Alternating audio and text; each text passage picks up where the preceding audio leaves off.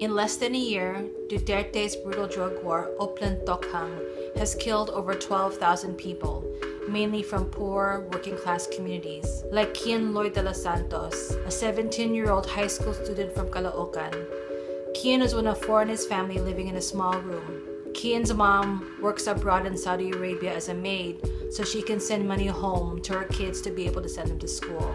On August 16, the Philippine National Police entered Kian's house, beat him, dragged him into a dark alley, and shot him twice in the head.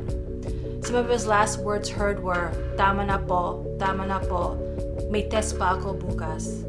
You have to shoot them dead. You know, when I say I shoot them dead, I prefer to shoot them in the heart or in the head.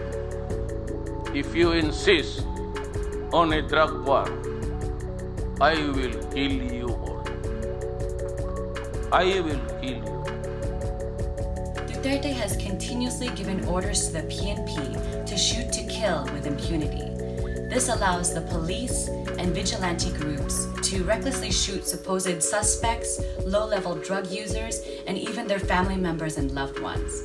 No one is spared. Duterte is waging a war against the poor, while big drug lords, corrupt government politicians, and police officials continue to prosper and dodge any form of accountability. Make no mistake, Duterte's drug war will never solve the problem of the illicit drug trade because it is not truly designed to.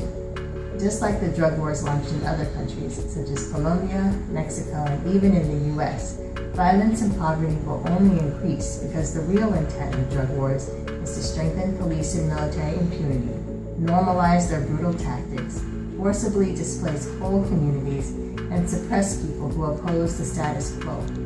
The U.S. committed to giving $32 million to the PNP in the form of training, weapons, and services. Trump has even commended Duterte for his drug war, but even before Trump, the U.S. has had a long history of pouring millions of dollars in so-called aid into the Philippines that has resulted in gross human rights violations. So what can we do? The people in the Philippines and across the world are rising up. Grassroots organizations such as Kadamay, Association for the Urban Poor, and Rise Up for Life and for Rights are organizing victims, their families, and communities hardest hit by the drug war. They are calling for the end to the drug war and all forms of U.S. aid tied to it. As Bayan USA, we call on Duterte to focus his attention on socioeconomic reforms that the people truly need and to act on their demands. Here are 5 things that the people demand Duterte do instead of the drug war. Number 1, provide free rehabilitation centers and healthcare for all. The government should be supporting healing and holistic healthcare for communities. Number 2, provide free education at all grade levels. Education is a human right, and youth need access to a quality education. Number 3, create jobs and raise the minimum wage. Without meaningful work and a livable wage, the people will continue to be vulnerable to poverty conditions. Number 4, provide safe, quality housing for the poor. Families need safe shelter to survive, and housing should be a top priority.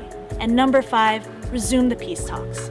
All these reforms must be discussed during the peace talks if we want to truly address issues such as drugs, poverty, safety, and health.